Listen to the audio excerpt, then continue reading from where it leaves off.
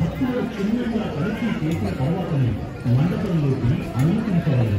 మీ గణేష్ నిమజ్జనం యొక్క పూర్తి వివరములు అనగా ఏ రోజు ఎక్కడ మరియు చేయించుకోవాలి. స్థానిక డీసీకి ఇచ్చిన సీరియల్ నెంబర్ను వాహనానికి ముందు కనిపించే విధంగా అతికించుకోవాలి. పోలీసుల అనుమతితో మాత్రమే వాహనానికి బాక్స్ టైప్ స్పీకర్లను అమర్చుకోవాలి. మైకులను, పెద్ద పెద్ద స్పీకర్లను, డీజేలను ఉపయోగించకూడదు. వాహనాలలో కట్టెలు, కత్తులు, కపాసులు మరియు మందుగుండు సామాగ్రి తీసుకెళ్లకూడదు. జెండాలకు కర్రల బదులు 2 అడుగులకు మించని పీవీసీ పైపులను మాత్రమే వాడాలి.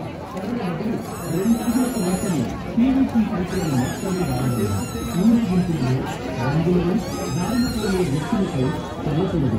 ఊరేగింపులో పాల్గొంటున్న మరియు వాహనంలో నిమజ్జనానికి వారి వ్యక్తులు సంబంధిత పోలీస్ స్టేషన్కు తెలియపరచగలరు. హైకోర్టు ఉత్తర్వుల ప్రకారం ప్లాస్టర్ ఆఫ్ ప్యారిస్ తయారు చేసిన విగ్రహాలను సృష్టించాలి మరియు ఇతర నంచరించుకొని జనాలను నిమజ్జనం చేయరాదు. మండపాలకు నిర్దేశించిన సమయంలో మాత్రమే ఊరేగింపు ఉత్సవాలను పూర్తి చేయాలి. భగవంతుని సేవలో భక్తులు, భక్తుల భద్రతలో రాచుకున్న పోలీసులు.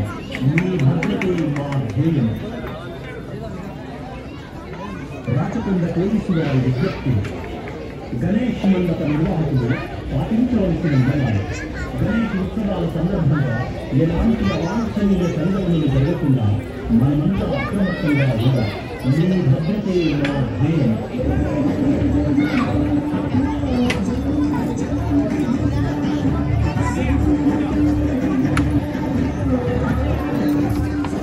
భక్తుల భద్రతను దృష్టిలో పెట్టుకుని మండపాల వద్ద సీసీటీవీ కెమెరాలను తప్పనిసరిగా అమర్చుకోవాలి.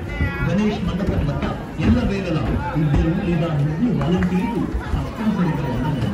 మండపాల వద్ద ఎలక్ట్రిక్ షాక్ సర్క్యూట్ జరగకుండా